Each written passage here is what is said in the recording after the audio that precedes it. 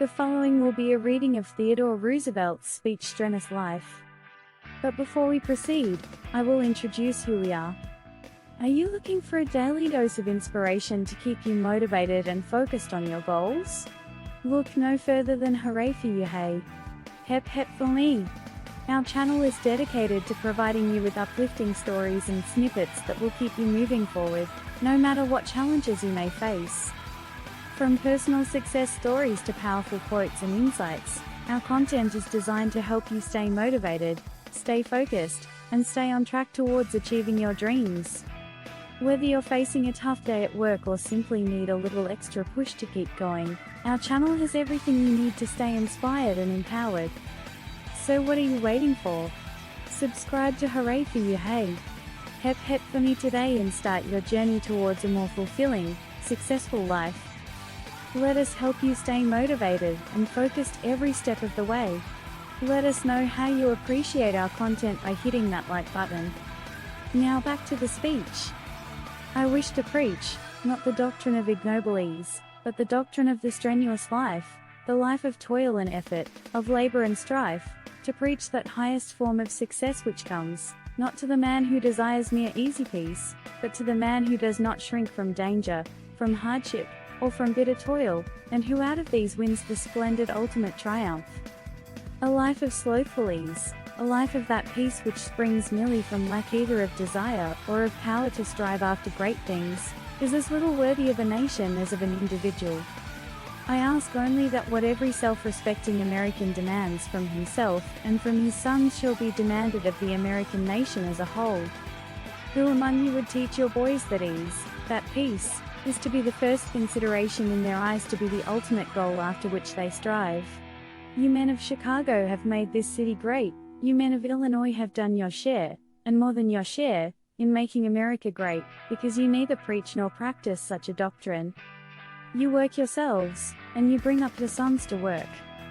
If you are rich and are worth your salt, you will teach your sons that though they may have leisure, it is not to be spent in idleness, for wisely used leisure merely means that those who possess it, being free from the necessity of working for their livelihood, are all the more bound to carry on some kind of non-remunerative work in science, in letters, in art, in exploration, in historical research work of the type we most need in this country, the successful carrying out of which reflects most honor upon the nation.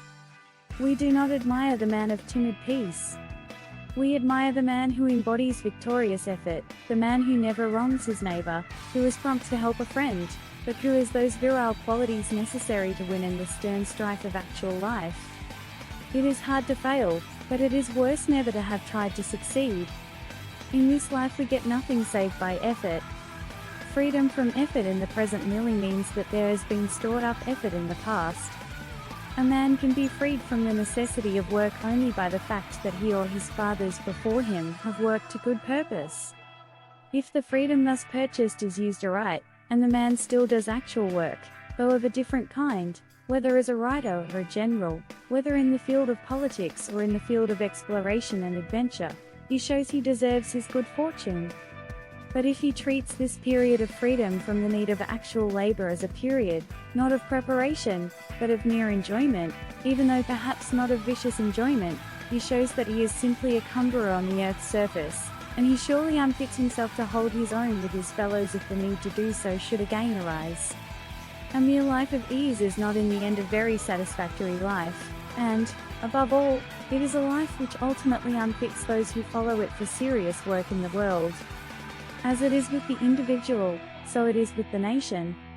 It is a good thing to have a keen, fine intellectual development in a nation, to produce orators, artists, men of letters, to have the nation, the world, produce great books, but it is an infinitely greater thing to fight a good fight and win a good victory, to work hard and worthily and succeed in your work, to be a good husband or wife, a good father or mother.